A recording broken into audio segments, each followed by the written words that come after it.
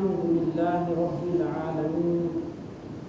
والصلاة والسلام على سيد الأنبياء والمرسلين. قال النبي صلى الله تعالى عليه وسلم: إن الحسن والحسين هما ريحاني في الدنيا. وأيضا قال النبي صلى الله تعالى عليه وسلم: من أوسع على أهله وعياله يوم عاشوراء اوسع اللہ علیہ سائر سنتی. معزز مسلمان بھائیوں، آج محرم الحرام کی 10ویں تاریخ ہے. عربی زبان میں 10ویں دن کو عاشورہ کا دن کہا جاتا ہے. تو آج عاشورہ کا بھی دن ہے، اور عاشورہ کہتے ہی ہیں 10ویں تاریخ کو. تو محرم الحرام کی یہ 10ویں تاریخ ہے. اس 10ویں تاریخ کے تعلق سے قرآن و حدیث میں امت مسلمہ کو کیا ہدایت دی گئی ہے، ان کے لیے کیا حکم کیا گیا ہے. چنانچہ اس سلسلے کے اندر اللہ کے نبی صلی اللہ علیہ وسلم کی حدیث ہے کہ اگر کوئی 10ویں محرم کو روزہ رکھتا ہے تو اللہ رب العزت پچھلے 1 سال کے سارے گناہوں کو معاف کر دیتا ہے. تو یہ شریعت کا ایک حکم ہوا کہ 10ویں محرم کو امت مسلمہ اور مسلمان کون سا عمل کرے. ان کو یہ عمل بتلا دیا گیا کہ ان کو 10ویں محرم کا روزہ رکھنا ہے، اور اس روزہ رکھنے میں اس مہینے کا احترام ہے، اس مہینے سے برکت حاصل کرنا ہے اور اپنے لیے ثواب کو جمع کرنا ہے. اسی طرح دوسری بات جو اس امت کو بطور ہدایت کے دی گئی ہے کہ عاشورہ کے دن 10ویں محرم کو جو لوگ اپنے اہل و عیال پر، اپنے گھر والوں پر کھانے پینے میں وسعت کرتا ہے، فراخی کرتا ہے، تو اللہ رب العزت اس کے گھر میں فراخی پیدا فرما دیتے ہیں. اس کا مطلب یہ نہیں ہے کہ پورے دن جب آدمی کھانا کھائے گا تو پھر روزہ کب رکھے گا. مطلب یہ ہے کہ دن میں آپ روزے رکھیے، اور روزہ رکھ کر کے جب آپ افطار کریں گے تو اس افطاری کے اندر آپ وسعت سے کام لیجئے، فراخی سے کام لیجئے، اپنے گھر والوں کو عمدہ کھانا کھلائیے. تو اس پر اللہ رب العزت کے یہاں پورے سال رزق کے اندر وسعت اور فراخی ملتی. تو یہ خاص طور پر 2 ہدایات ہے مسلمانوں کے لیے. ان 2 چیزوں سے ہٹ کر کے کوئی خاص بات کی کوئی حکم مسلمانوں کو نہیں. اسی کے ساتھ ساتھ محرم الحرام کی 10 تاریخ کو حضرت حسین رضی اللہ تعالی عنہ کی شہادت کا واقعہ پیش آیا ہے. اس لیے آج حضرت حسین رضی اللہ تعالی عنہ کی شہادت کا مختصر واقعہ پیش کیا جاتا ہے. آپ کی زندگی کے حالات مختصراً پیش کیے جاتے ہیں کہ آپ کو شہید کیوں کیا گیا، اور آپ اپنی زندگی کے اندر لوگوں کو کن باتوں کی تعلیم دیتے رہے، اور مرنے کے بعد بھی تمام انسانیت کو، پوری مسلمہ امت کو کیا ہدایت دے کر کے گئے ہیں. اب وہ لوگ اس ہدایت پر قائم ہیں یا اس ہدایت پر قائم نہیں ہیں. حضرت حسین رضی اللہ تعالی عنہ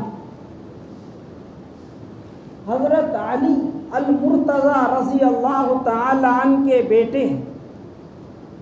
حضرت علی رضی اللہ تعالی عنہ یہ چوتھے خلیفہ ہیں اور نبی پاک صلی اللہ علیہ وسلم کے داماد ہیں۔ حضرت حسین رضی اللہ تعالی عنہ کے دو لقب ہیں۔ حضرت حسین کا ایک لقب ہے جنت کے نوجوانوں کا سردار، ان کو یہ فضیلت ملی ہے، ان کو اسی نام سے پکارا جاتا ہے کہ جنت کے جتنے نوجوان ہوں گے ان تمام نوجوانوں کے وہ سردار ہوں گے۔ اسی کو اللہ کے نبی صلی اللہ علیہ وسلم نے حدیث میں فرمایا،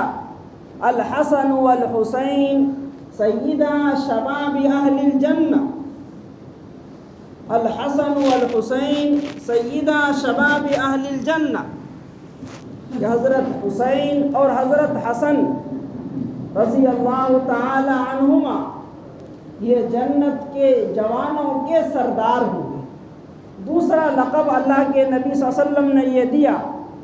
الحسن والحسین ہما ریحانی فی الدنیا، اللہ کے نبی صلی اللہ علیہ وسلم نے حضرت حسن اور حسین دونوں بھائیوں کو، دونوں نواسوں کو دنیا کے اندر اپنا پھول قرار دیا کہ دنیا کے اندر یہ دونوں میرے پھول ہیں۔ اللہ کے نبی صلی اللہ علیہ وسلم کی نظر میں چونکہ یہ دونوں بہت زیادہ چہیتے تھے، بہت زیادہ پیارے تھے، اس لیے اللہ کے نبی صلی اللہ علیہ وسلم کا یہ معمول تھا کہ حضرت حسن اور حضرت حسین کے گھر جائیں، اپنی بیٹی حضرت فاطمہ کے گھر روزانہ جائیں۔ حضرت حسین رضی اللہ تعالی عنہ کی جب پیدائش ہوئی تو اللہ کے نبی صلی اللہ علیہ وسلم ان کے گھر تشریف لے گئے اور اپنی بیٹی فاطمہ سے فرمایا کہ جو بچہ پیدا ہوا ہے مجھے دکھاؤ۔ حضرت فاطمہ رضی اللہ تعالی عنہ نے حضرت حسین کو دکھایا تو دیکھنے کے بعد اللہ کے نبی صلی اللہ علیہ وسلم بہت زیادہ خوش ہوئے اور آپ نے خود اپنی زبان مبارک سے ان کے ایک کان میں آذان دیا اور دوسرے کان میں آپ نے تکبیر کہی۔ جب وہ تھوڑے تھوڑے بڑے ہونے لگے تو اللہ کے نبی صلی اللہ علیہ وسلم روزانہ ان کے گھر جاتے، اظہار محبت کرتے، محبت میں ان دونوں کو کچھ کھلاتے پلاتے بھی، اور یہ دونوں بھی نبی پاک صلی اللہ علیہ وسلم سے بہت زیادہ مانوس ہو گئے تھے، آپ سے زیادہ کھل گئے تھے اور آپ کے ساتھ محبت کے ساتھ پیش آیا کرتے۔ نبی پاک صلی اللہ علیہ وسلم کی جب وفات ہوئی تو اس وقت حضرت حسین رضی اللہ تعالی عنہ کی عمر کل 7 سال تھی، 7 سال کی عمر ہوئی تھی اور نبی پاک صلی اللہ علیہ وسلم اس دنیا سے رحلت فرما گئے۔ اسی بنا پر حضرت حسین رضی اللہ تعالی عنہ کو نبی پاک صلی اللہ علیہ وسلم سے زیادہ حدیثیں سننے کا موقع نہیں ملا۔ کتابوں کے اندر تفصیل لکھی ہوئی ہیں کہ حضرت حسین رضی اللہ تعالی عنہ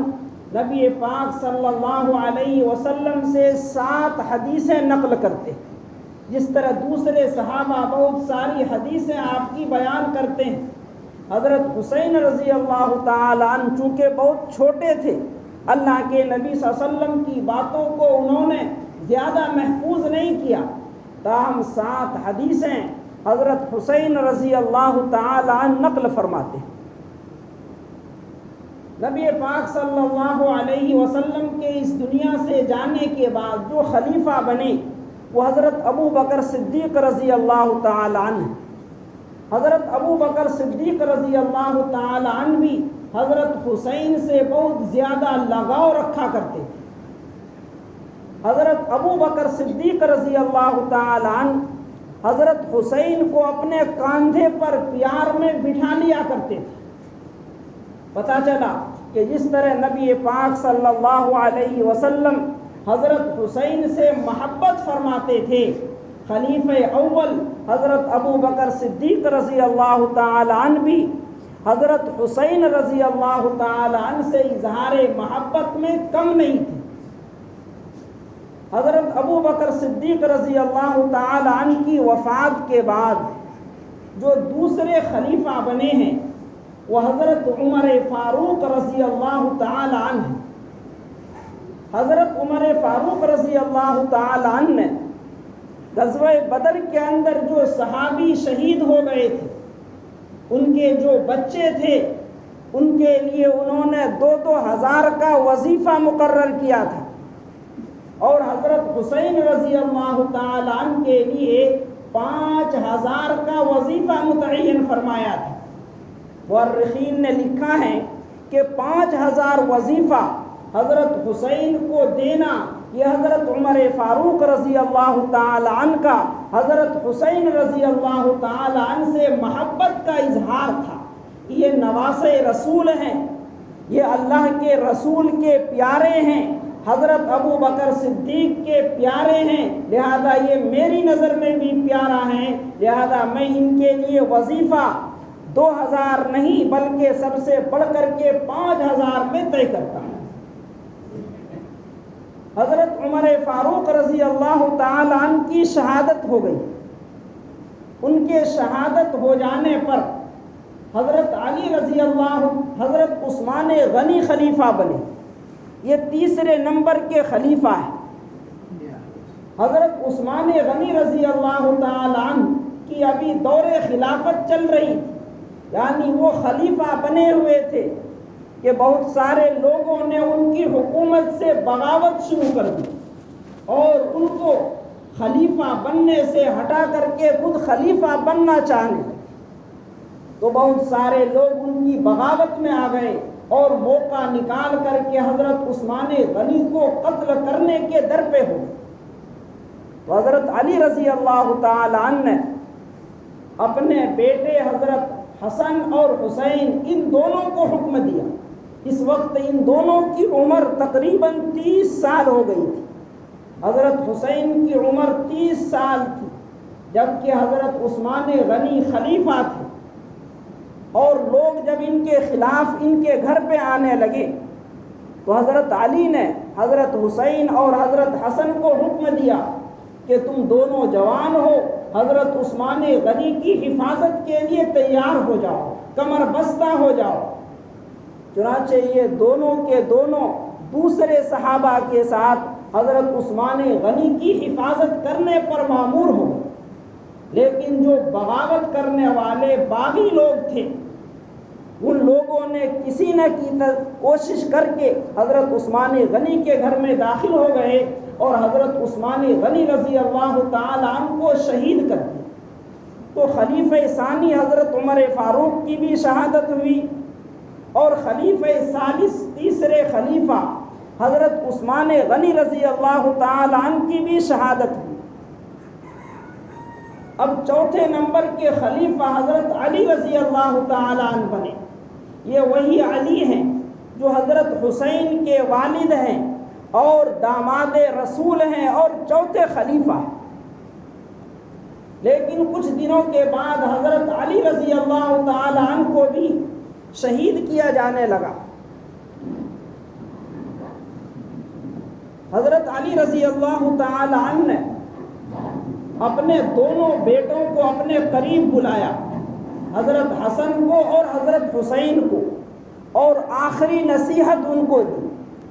کیا نصیحت کی؟ روایات کے اندر اس کی تفصیل نہیں ہے، ہاں اتنی بات ضرور ہے کہ حضرت علی نے اپنے دونوں بیٹوں کو طلب کیا اور ان کو کچھ نصیحت کی، اور حضرت علی رضی اللہ تعالی عنہ کو بھی بلوائیوں نے، آپ سے اختلاف رکھنے والوں نے، آپ سے ناراض رہنے والوں نے شہید کر دیا۔ تو یہ 3 خلفاء کی شہادت ہوئی جو لوگوں کے لیے بہت گہرے دکھ اور غم کا باعث تھی۔ حضرت علی رضی اللہ تعالی عنہ کے بعد ایک صحابی ہیں حضرت امیر معاویہ رضی اللہ تعالی عنہ۔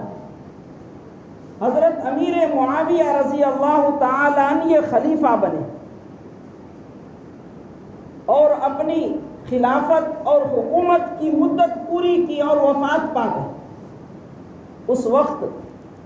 صحابہ کرام میں حضرت ابن عمر بھی موجود تھے، حضرت ابن عباس بھی موجود تھے، حضرت ابن الزبیر بھی موجود تھے اور حضرت حسین بھی موجود تھے۔ یہ چاروں کے چاروں صحابی تھے اور یہ اس وقت سب سے بڑے لوگوں میں ان کا شمار تھا کہ یہ لوگ بڑے اللہ والے ہیں، یہ سب کے سب صحابی ہیں اور صحابی میں بھی بڑا رتبہ رکھنے والے ہیں۔ تو حضرت امیر معاویہ کی جب وفات ہو گئی، وہی اب تک خلیفہ تھے، تو ان کے بیٹے یزید ہیں۔ حضرت امیر معاویہ نے اپنی زندگی ہی میں مرنے سے پہلے اپنے بیٹے کو خلیفہ مقرر کر دیا تھا، جیسا کہ کوئی بادشاہ مرنے سے پہلے خلیفہ مقرر کر دیتا ہے کہ میرے بعد میرا بیٹا خلیفہ بنے گا، وہ بادشاہ بنے گا۔ تو حضرت امیر معاویہ نے بھی یہی بات رکھی تھی، لیکن اپنی زندگی میں ان کو خلیفہ بنایا نہیں تھا، خلیفہ خود حضرت امیر معاویہ تھا۔ جب ان کی وفات ہوئی تو امیر معاویہ یہ کوفہ میں رہتے تھے، ان کا لڑکا یزید بھی کوفہ میں تھا۔ تو والد کے انتقال کے بعد انہوں نے خود اپنے آپ کو خلیفہ بنا لیا اور لوگوں میں اعلان کرایا کہ سارے لوگ آؤ میرے ہاتھ پر بیعت کرو، مجھے خلیفہ تسلیم کرو۔ چنانچہ جب یہ خبر مدینہ پہنچی تو مدینے کے اندر ہی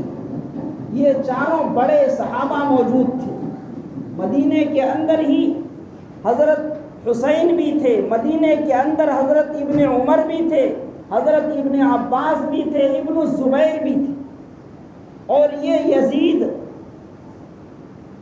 معاویہ کا لڑکا تھا، صحابی کا لڑکا تھا، لیکن یہ پرہیزگار نہیں تھا، یہ شراب پینے کی عادت ان کی تھی،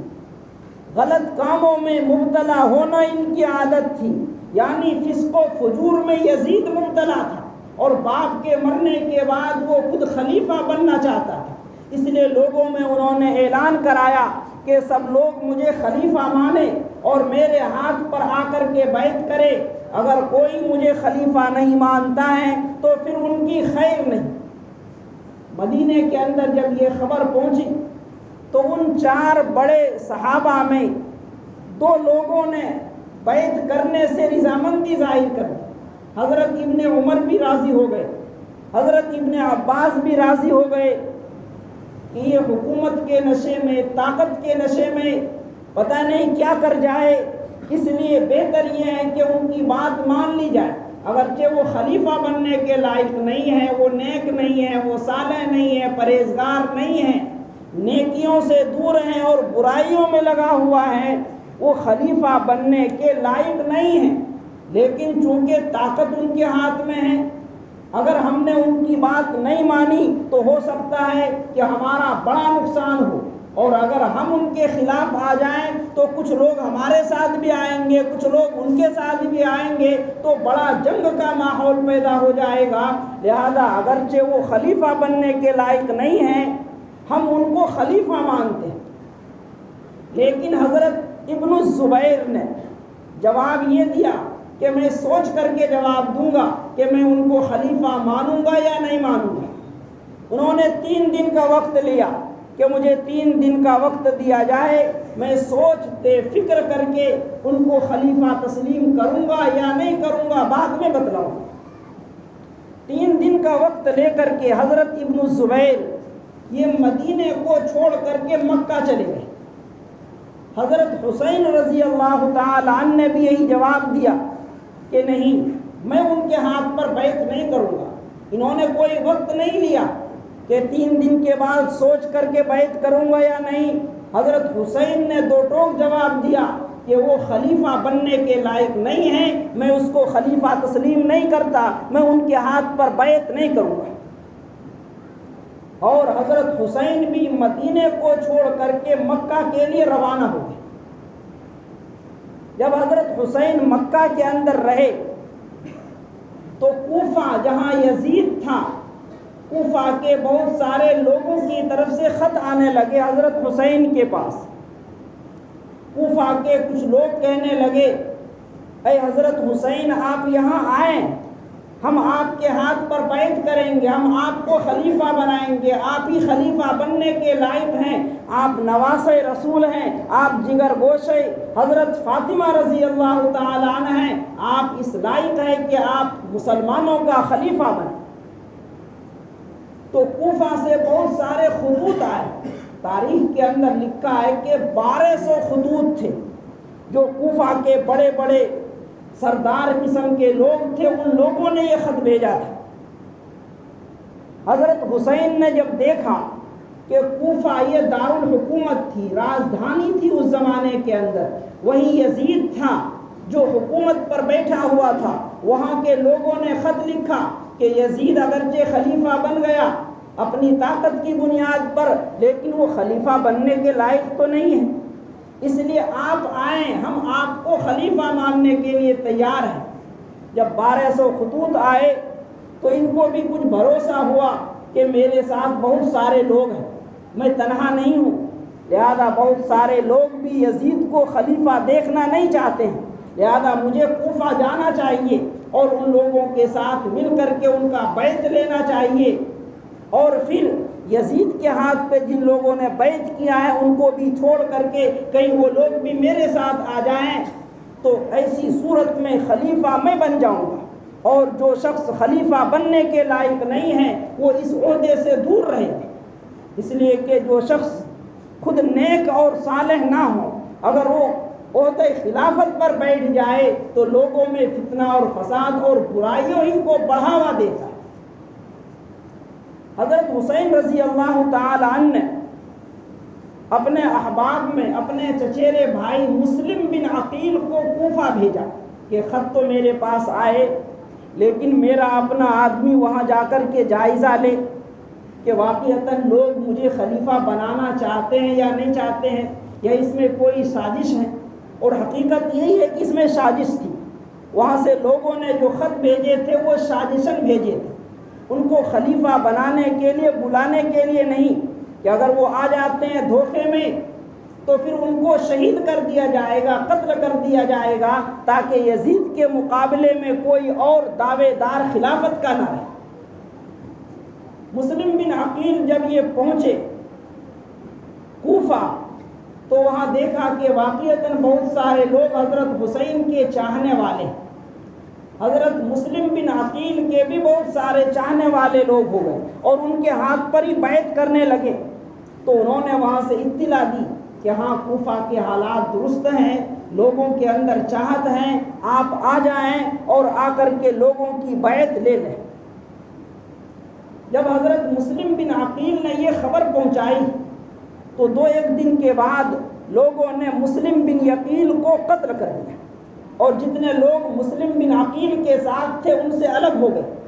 حضرت حسین کے پاس تو خبر آ گئی کہ سارے لوگ آپ کے چاہنے والے تھے، لیکن جب ان کو شہید کر دیا گیا بر وقت یہ اطلاع حضرت حسین کو نہیں ہوئی، چنانچہ انہوں نے مکہ سے کوفہ جانے کی تیاری کر دی۔ تو بہت سارے صحابہ نے حضرت حسین کو منع کیا کہ حالات اچھے نظر نہیں آ رہے ہیں، آپ کو کوفہ نہیں جانا چاہیے، کہیں وہ لوگ آپ کو شہید نہ کر دیں، یہ لوگ حکومت والے ہیں، چاہے نیک اور صالح نہ ہوں لیکن فتنہ پروری کے اندر آگے بڑھے ہوئے ہیں، کہیں آپ کو شہید نہ کریں۔ لیکن حضرت حسین نے ان لوگوں کی بات نہیں مانی۔ حضرت ابن عمر نے بھی منع کیا کہ آپ نہ جائیں، حضرت ابن عباس نے بھی منع کیا کہ آپ نہ جائیں، کہیں آپ کی بے حرمتی نہ کر دیں، آپ کی عزت کو پامال نہ کر دیں، آپ تو ہماری نظر میں بھی محترم ہیں، آپ نواسۂ رسول ہیں، اس لیے آپ نہ جائیں۔ لیکن حضرت حسین رضی اللہ تعالی عنہ کو اس وقت اور زیادہ غصہ آ گیا جب ان کو پتہ چلا کہ میں نے جو اپنا نمائندہ اپنے چچیرے بھائی مسلم بن عقیل کو کوفہ بھیجا تھا ان کو بھی شہید کر دیا، اس لیے وہ وہاں سے روانہ ہو گئے، اور روانہ ہو کر کے ایک راستے میں پہنچے تو ان کا راستہ روکنے کے لیے حر بن یزید آ گیا۔ حر بن یزید یہ یزید کا لڑکا تھا، معاویہ کا لڑکا یزید اور یزید کا لڑکا حر، کہ ہمارے والد خلیفہ بن گئے ہیں، آپ کوفہ جا کر کے روڑا نہ اٹکائیں، اس لیے میں آپ کو کوفہ جانے نہیں دوں گا۔ حضرت حسین رضی اللہ تعالیٰ عنہ کے ساتھ سارا خاندان تھا، ان کے بھائی بھی تھے، ان کی لڑکیاں بھی تھیں، ان کی پھوپھیاں بھی تھیں، ان کے بیٹے بھی تھے، پورے خاندان کو لے کر کے وہ کوفہ کے لیے روانہ ہوئے۔ حر بن یزید نے جب ان کا راستہ روکا تو حضرت حسین رضی اللہ تعالیٰ عنہ حر بن یزید سے کہنے لگے، یہ نمائندہ تھا یزید کا، کہ مجھے 3 باتوں میں سے کسی ایک بات کا اختیار دو، یا تو مجھے مکہ لوٹ جانے دو کہ جب میرے چاہنے والے لوگ کم ہو گئے اور صرف میرے خاندان کے لوگ ہی میرے ساتھ ہیں، یا تو مجھے مکہ واپس جانے دو، میں کوفہ نہیں جاؤں گا۔ دوسری انہوں نے یہ چاہت کی کہ مجھے چھوڑ دو، کوفہ جانے دو، وہاں جو مسلمان ہیں میرا ساتھ دینے والے ہیں ان کے ساتھ لگ کر کے میں یزید کے خلاف جہاد کروں گا۔ حر بن یزید نے اس کی بھی اجازت نہیں دی، اور تیسرا اختیار انہوں نے یہ مانگا تھا کہ مجھے کوفہ جانے دو، اور جو خلیفہ بن چکا ہے یزید، میں براہ راست ان سے ملاقات کروں گا، ان سے بات چیت کروں گا کہ وہ خلیفہ کیوں بن گئے، ان کے اندر صلاحیت ہے، وہ لائق ہے خلیفہ بننے کے، مجھے ان سے براہ راست بات چیت کرنے کا موقع دیا جائے۔ لیکن حر بن یزید ابھی حضرت حسین سے بات ہی کر رہے تھے کہ حضرت حسین نے پھر یہ کہا کہ مجھے کربلا جانے دو۔ چنانچہ حضرت حسین رضی اللہ تعالیٰ عنہ اپنے خاندان کے تمام لوگوں کے ساتھ میدان کربلا کے اندر پہنچے۔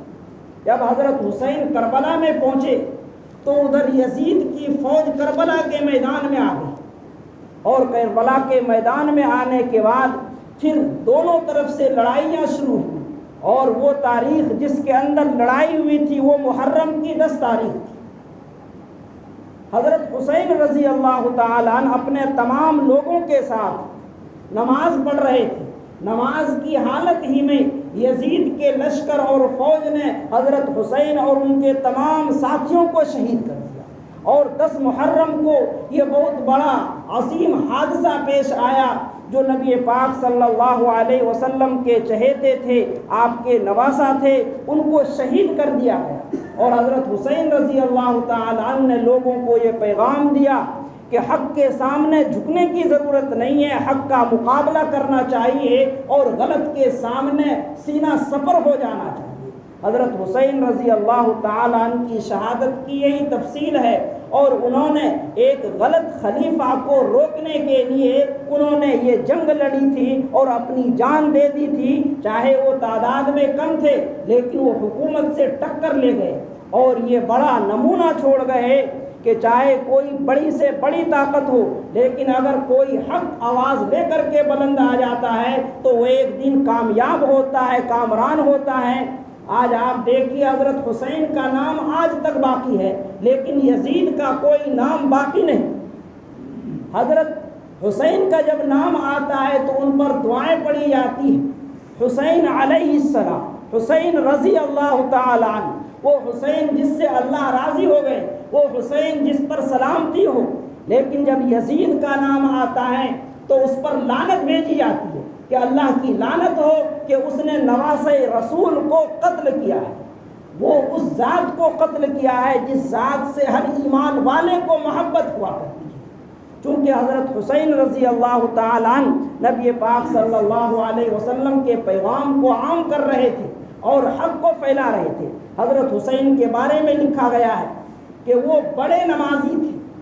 نماز کے ساتھ روزوں کی بڑی پابندی کرنے والے تھے، بہت زیادہ صدقات کرنے والے تھے، بہت زیادہ نیک کاموں کے اندر حصہ لینے والے تھے، بہت زیادہ حج کرنے والے تھے۔ ان کی زندگی کا یہ خلاصہ ہے۔ آج ہمیں یہ سوچنا چاہیے کہ حضرت حسین کے نام پر جو کام ہم کر رہے ہیں، کہ حضرت حسین نے خود اس کام کو اپنی زندگی کے اندر کیا ہے؟ اپنی زندگی بھر تو وہ نماز پڑھتے رہے، روزہ رکھتے رہے، حق بات کو بلند کرتے رہے، سچائی کے لیے لڑتے رہے، اور آج ہم حضرت حسین کے نام پر غلط باتیں منسوب کر کے گویا کہ انہوں نے بھی علم بنایا ہوگا، انہوں نے بھی ڈھول بجایا ہوگا، انہوں نے بھی شراب کراب کی مجلسیں لگائی ہوں گی۔ یہ عمل کرنا گویا کہ ان کی طرف منسوب ہے کہ حضرت حسین یہی سبق دے کر کے گئے ہیں، تبھی تو ہم حسین کا نام لینے والے ان کے کام کو زندہ رکھنے کے لیے کام کر رہے ہیں، ہرگز نہیں۔ حضرت حسین رضی اللہ تعالیٰ عنہ اپنی زندگی کے اندر نیکیوں کو عام کرنے والے تھے، لہذا اپنی زندگی سے ان افعال کو چھوڑنا چاہیے، ان سے توبہ کرنا چاہیے۔ وہ گناہ کبیرہ کے اندر شامل ہے اور وہ بدعات کے اندر داخل ہے۔ جب تک صحیح تاریخ کسی چیز کا معلوم نہ ہو، بغیر علم کے کسی چیز کو کرنا اس کی قطعاً اجازت نہیں۔ اللہ رب العزت ہمیں حضرت حسین رضی اللہ تعالی عنہ کے بتائے ہوئے طریقے پر اور نبی پاک صلی اللہ علیہ وسلم کی سنت کو اس دنیا میں زندہ کرنے کی توفیق عنایت فرمائے۔ وآخر دعوانا ان الحمد للہ رب العالمین۔